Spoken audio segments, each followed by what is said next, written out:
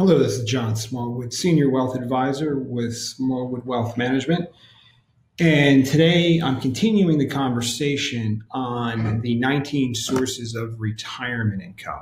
This has been an ongoing series for us. And one of the things that we want to continually focus on is how do I prepare myself for market volatility? How do I prepare myself for things that are going to take me out of my game?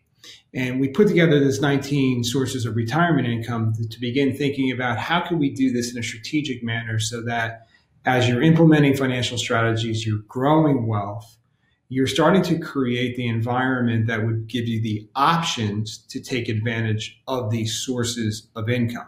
Doesn't necessarily mean you're going to use all of them. If you could, it would be fantastic because you'd have tremendous flexibility as we go through certain periods of time. One of the things I want to discuss today is the concept of how does principal paydowns boost retirement income? Because that's really the most important part of pretty much every conversation that we have with clients, existing clients, ongoing clients, is how do we boost the retirement income? But in the same breath, the conversation is, how do I do it without the fear of running out of capital? Okay, so the concept of a principal paydown is that I have a lump sum of money. Let's just assume for a second it's $100,000. And that $100,000 might be making an interest rate of 1 or 2% or 5% or, whatever, however it is. But let's just assume for a second that it's making 5%, okay? So I'm living off of $5,000 worth of interest for concept, okay? And that $5,000 may not be the most amount of income that I need at this particular point in my life, right? So the theory is if I need to increase income, what I want to do is set up a strategy where I take the interest, but I also take a portion of the principal every single year, and I spread that out over a 5-year, 10, 15, or 20-year time frame. And the idea is what that does is it increases the income that I'm receiving from the asset, or the distribution, not necessarily income, but the distribution that I'm receiving. But it also might have great tax impacts. So let's assume there's $100,000 sitting in a certificate of deposit and it's making 2%. So I can take $2,000 worth of interest, which is not that exciting, which would be taxable. If I take some principal, let's say another $1,000 of that, I'm going to slowly spend down that asset. The principal portion in the first year is $1,000, the interest is $2,000. And as I pay that down, the interest portion will actually decline and the principal portion goes up. So therefore it becomes more tax efficient as we go forward. You can do this with bonds. You can do this with annuities. You can do this with many different types of investment vehicles. It really comes down to the strategy and what we're trying to achieve. A popular version of this many, many years ago was creating, in essence, what was called the bucket strategy, where you would create 3 buckets of money. One that is geared marked for the first 10 years of retirement. The second one you're going to spend during the second phase of retirement, the second 10-year period.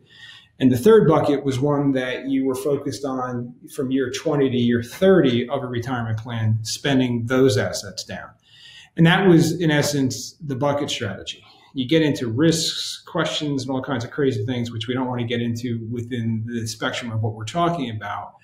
But this environment that we're in, this low interest rate environment, which for all intents and purposes, I've been saying for the last 12, 13 years that interest rates are going to rise. I've been 100% wrong. That isn't the case.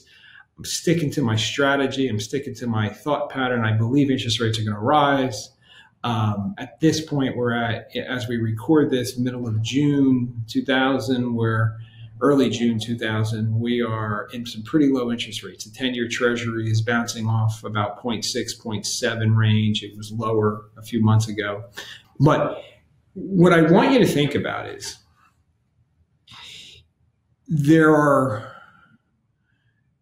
when you start thinking about $100,000 sitting in an account that's making $2,000 or $3,000 worth of interest, and that would be extra special.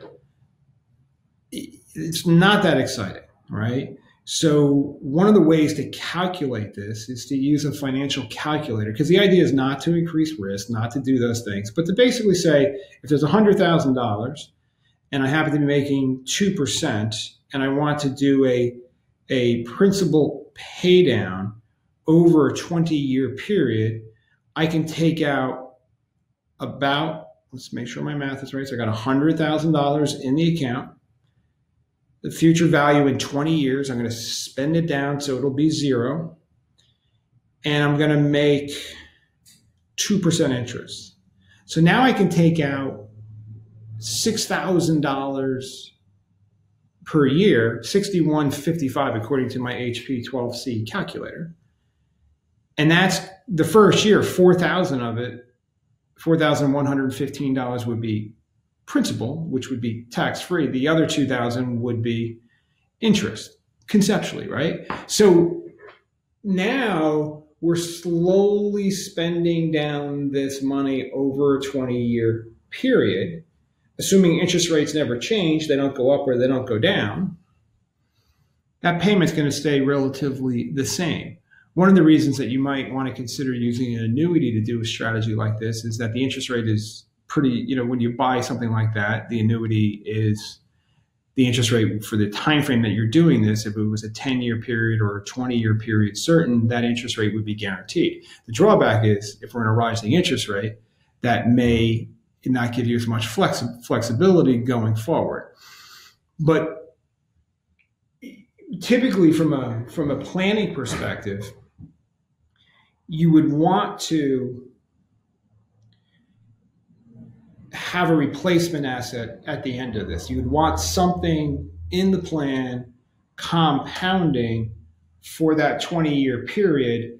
So when you get out to the end of the 20 years, that you have the money to continue the income. Now the question is, will I be here or not? Who the heck knows? And that's not really that's not the purpose of this. But the concept of a pay down is something that conceptually is needed in the moment. Looking back into the middle 1980s, late 1980s when I started my career, full-time 1990, interest rates were 7, 8, 9%. It didn't take a lot of creativity or a lot of special talent to be able to create a retirement plan. You put $1 million in a 7% account, you got $70,000. The problem was, as the interest rates came in and started collapsing, that person who did that strategy became, his money, his wealth became under attack because of the pressure to pull withdrawals without a backstop. And that's really the key, is I've got to have a backstop somewhere in the plan. You could carve out a piece of money and say, out of this $100,000 that's making 2%, if I took $20,000, for example, and I set it aside, and I took the same income off the 80, and that 20,000 had a guaranteed interest rate that I could grow by or something to that nature, we know what it would be at the end of the 20-year period. And now that would produce, let's say that it only needs to produce 10 years of income. I don't need as much money in that account to produce the same $6,000 worth of income for a 10-year period. So these are, for example, to produce that same $6,000 amount of money, you might only need $55,000 as opposed to $100,000, assuming that same 2% interest rate. So as you begin to create the plan, you have to think about the role of the investment vehicles or the financial products that are in your plan. What is the role? What are they doing in the plan? And do they allow me to do strategies like this? Because this is a freeing strategy for somebody if they have the right components in the rest of their plan. Okay.